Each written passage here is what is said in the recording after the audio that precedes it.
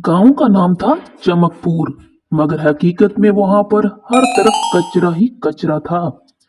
गली के कोने में आम के दरख्त के नीचे प्लास्टिक की थैलियां ऐसे लटक रही थीं जैसे ईद की सजावट हो। उसी गांव में रहता था बाबा करीम, जो कचरा उठाने वाली पुरानी सी गाड़ी चलाता था। गाड़ी इतनी पुरानी थी कि जब चलती तो लगता था खांस रही हो। बाबा करीम गाड़ी को थपथपाते हुए, चल मेरी रानी, आज जरा इज्जत के साथ कचरा उठाना है। सुना है ऊपर से सफाई मुहिम का शोर है। उसी वक्त गली में से मुन्ना बबलू दौड़ता हुआ आया।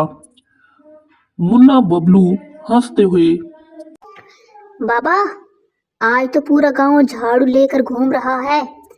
क्या हो गया है सबको? बाबा करीम मुस्कुराकर, अरे बेटा, जब ऊपर वालों को होश आता है तो नीचे वालों को भी सफाई याद आ जाती है।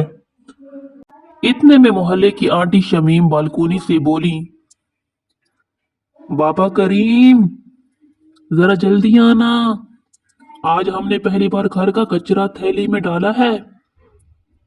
बाबा करीम हैरानी से, हाय हाय, ये दिन भी देखना था। गांव के चौक में बैनर लगा था, साफ सुथरा पाकिस्तान, सबकी जिम्मेदारी। बाबा करीम ने कचरा गाड़ी पर रखा, मगर आज गाड़ी में सिर्फ कचरा नहीं था, आज गाड़ी में लोगों की नीयत भी बदल रही थी। एक बुजुर्ग बोले, बाबा, पहले हम कहते थे कचरा सड़क पर डाल दो, आज समझ आया कि ये हमारा अपना नुकसान है। बाबा करीम फख्र से, अगर ये समझ आ जाए तो मेरी गाड़ी रोज भरी रहे मगर गलियां साफ हों। आखिर में बाबा करीम गाड़ी लेकर रवाना हुआ। गाड़ी शोर करती हुई जा रही थी, मगर गांव पहली बार खामोश और साफ लग रहा था।